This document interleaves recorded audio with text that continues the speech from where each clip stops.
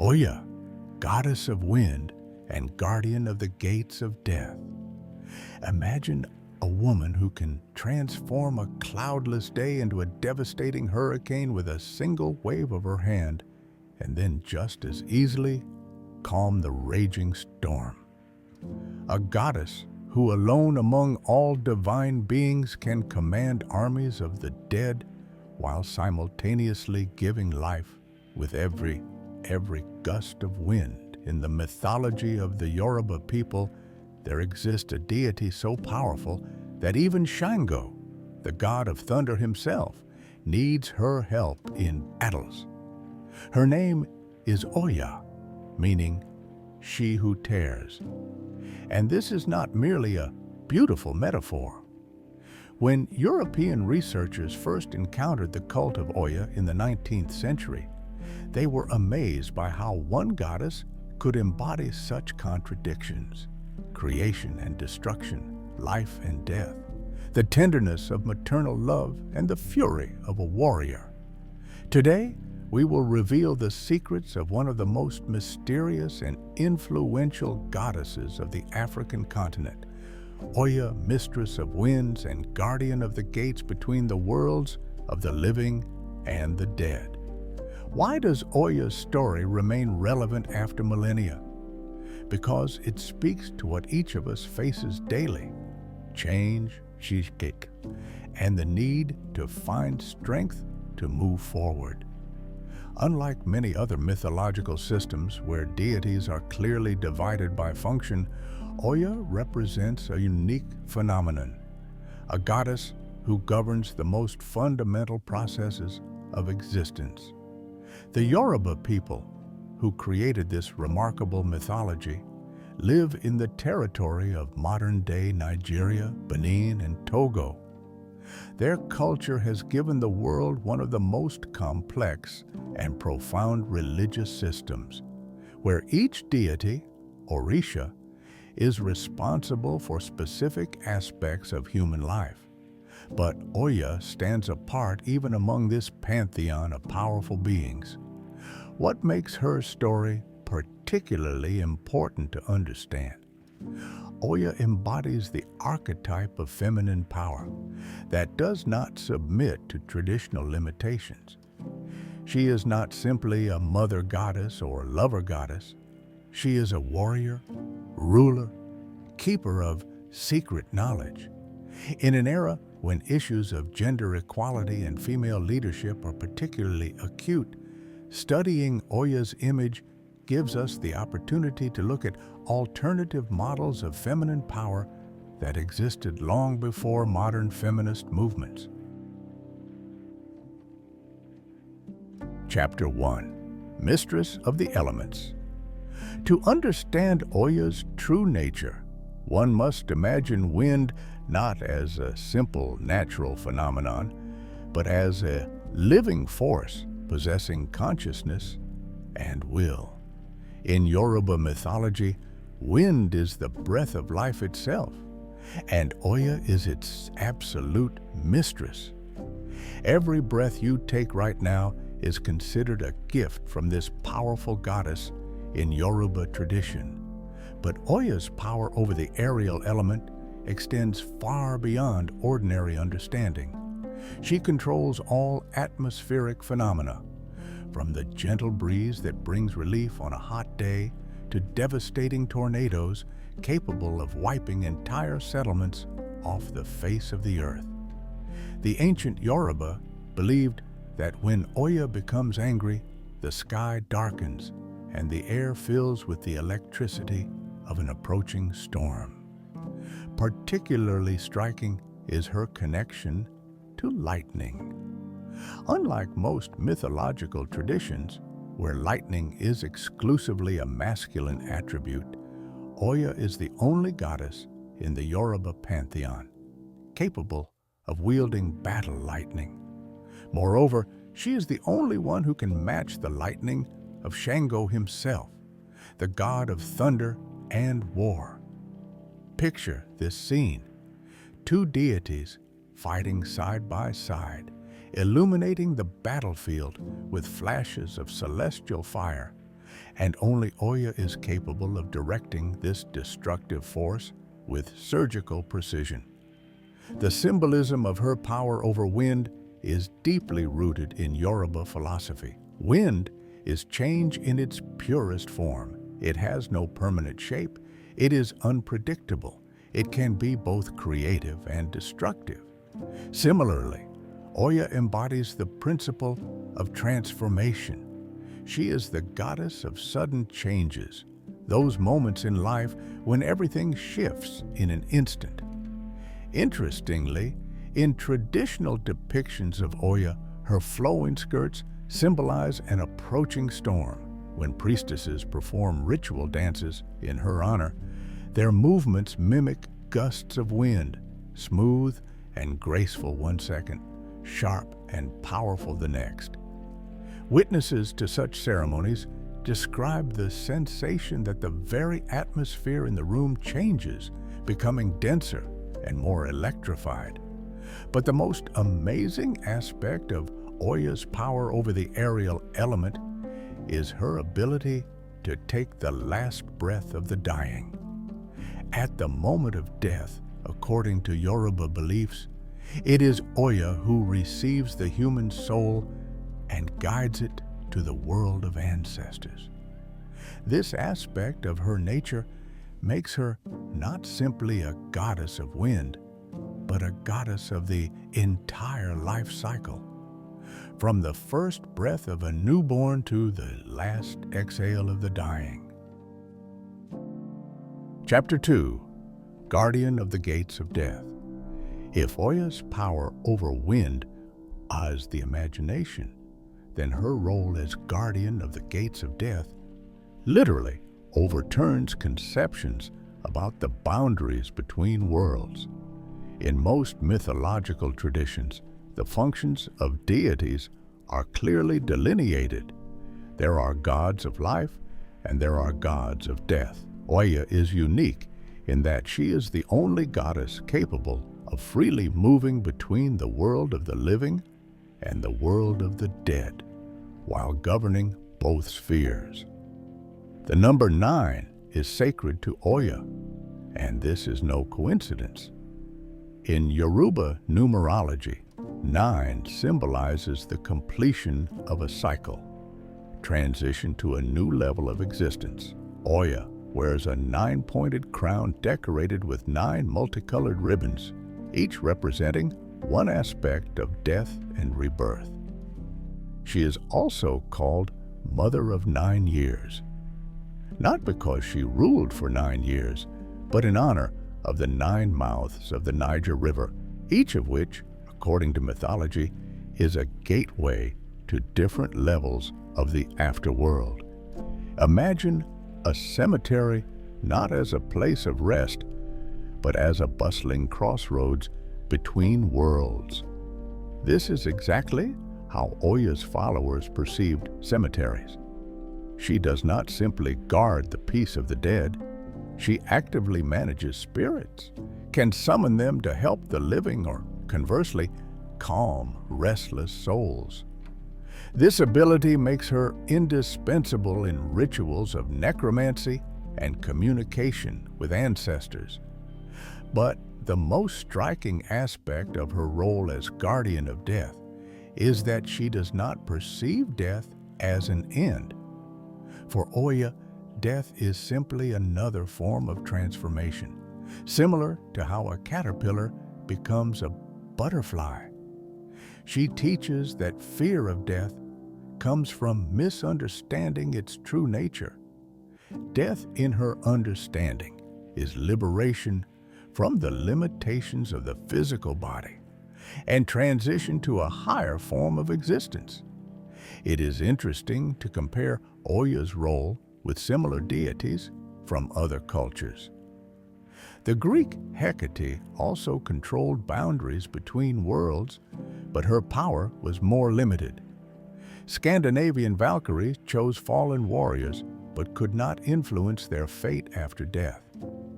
Egyptian Nephthys patronized the dead, but did not possess power over the living. Oya is unique in her ability to actively influence both worlds simultaneously. Her temples were traditionally built on cemeteries or near them, but no less important places of her worship were markets. This may seem strange, but the logic here is ironclad. Both cemeteries and markets are places where the most sudden and radical changes in human life occur. At a market, one can become rich or go bankrupt in a single day, meet the love of one's life, or a mortal enemy. At a cemetery, the final transformation occurs, transition to a different state of being. Oya teaches us not to fear these transitional moments, but to accept them as an integral part of existence. She shows that true wisdom lies in understanding the cyclical nature of life and death, in accepting the fact that every end is the beginning of something new. Chapter 3: Warrior Goddess and Protector of Women. The story of Oya's transformation into a warrior goddess is not simply a myth, but a powerful metaphor for feminine resistance to oppression.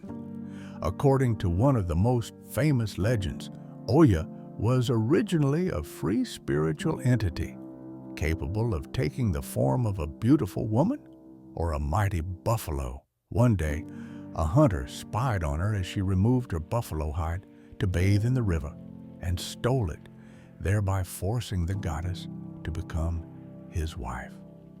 This story is strikingly modern in its understanding of coercion and power. The hunter did not win Oya through strength or charm. He deprived her of choice by stealing what gave her freedom. But Oya did not resign herself to the role of a submissive wife. She patiently waited for the moment when she could reclaim what was stolen. And when that moment came, her revenge was as sudden and destructive as a hurricane. Having reclaimed her buffalo hide, Oya did not simply leave. She became a warrior, vowing to protect all women from such coercion. Since then, she has patronized female leadership, independence, and the right to self-determination. Unlike many other goddesses who gain power through connection with male deities, Oya won her place in the pantheon through her own strength. Her role as protector of women manifests in the most diverse aspects.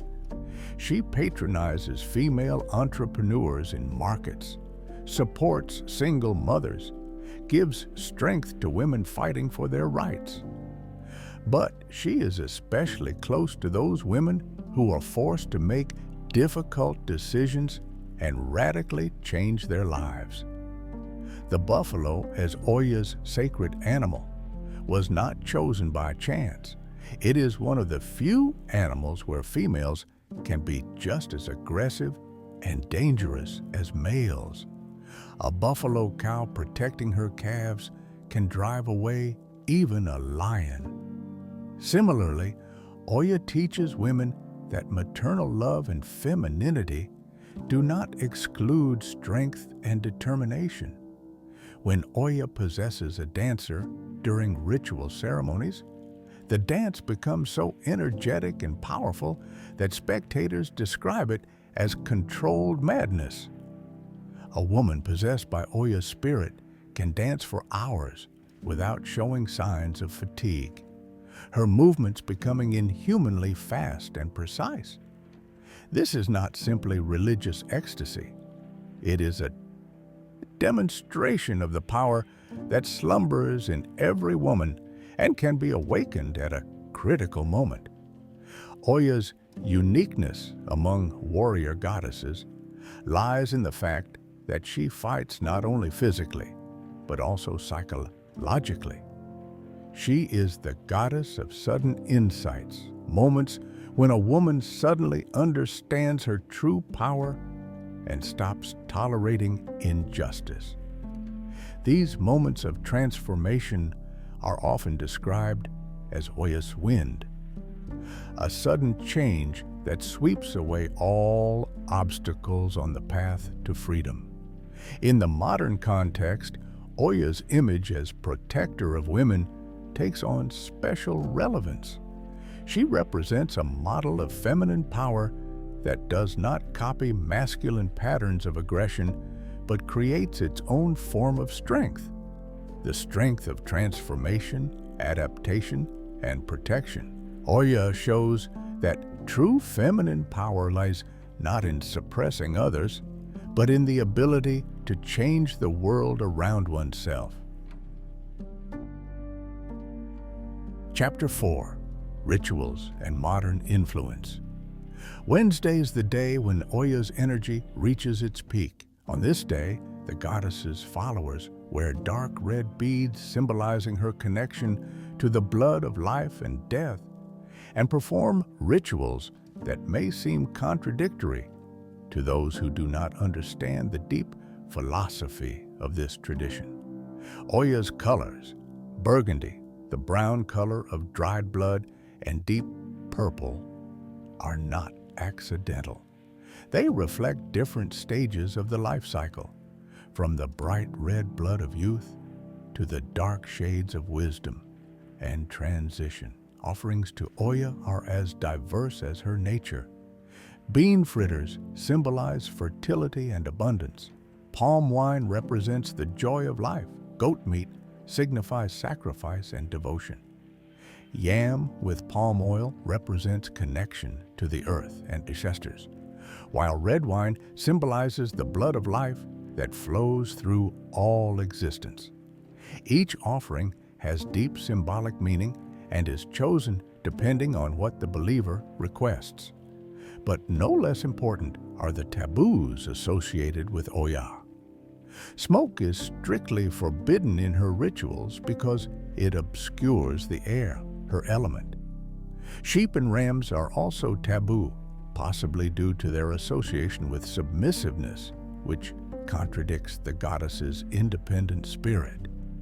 These restrictions are not arbitrary rules. They reflect a deep understanding of the energetic principles underlying interaction with divine forces. The transatlantic slave trade, despite all its tragedy, unexpectedly contributed to the spread of Oya's cult worldwide. Enslaved Africans could not take material valuables with them, but they preserved their spiritual traditions. In Brazil, Oya became known as Yansa.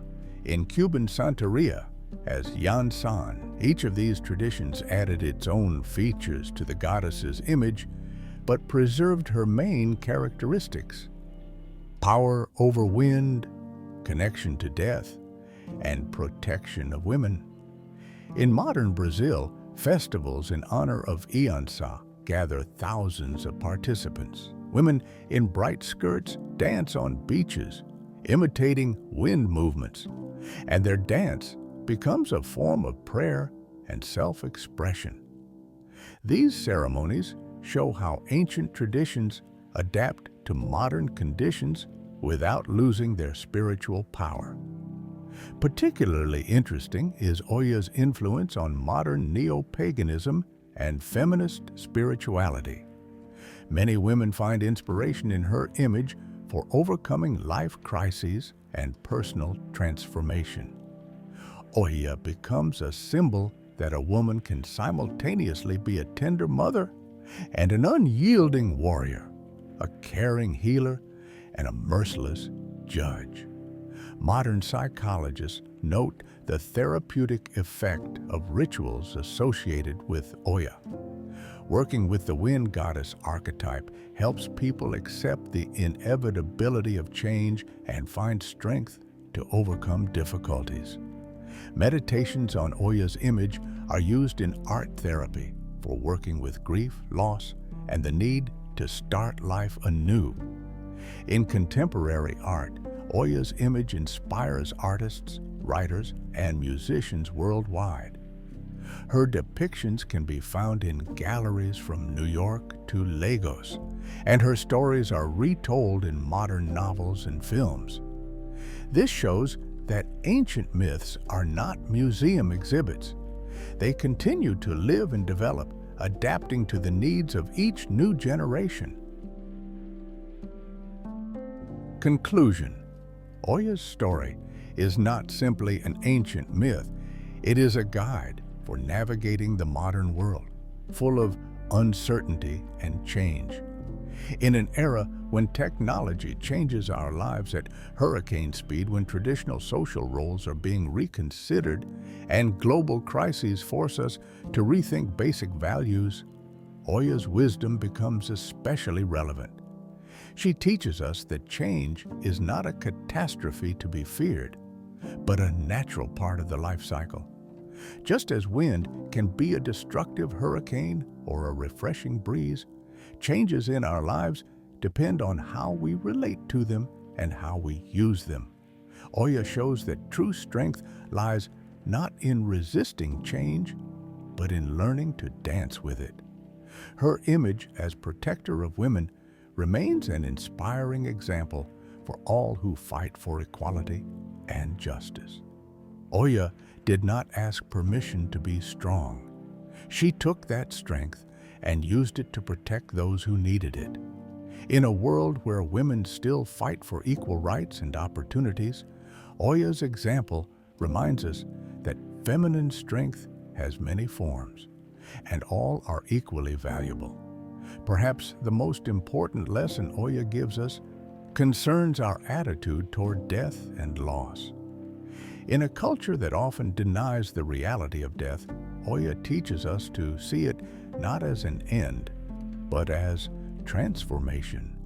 Every loss opens space for something new. Every ending is a beginning. What changes in your life are you afraid to accept? What strength do you hesitate to acknowledge in yourself? Perhaps it is time to call upon Oya's wind and allow it to clear the path for new opportunities. If this story has inspired you to learn more about the rich heritage of African mythology, subscribe to our channel and give us a like. In the next episode, we will tell you about Shango, the god of thunder, and Oya's beloved, whose love story shook the foundations of heaven. Meanwhile, share in the comments which ancient myths help you understand the modern world.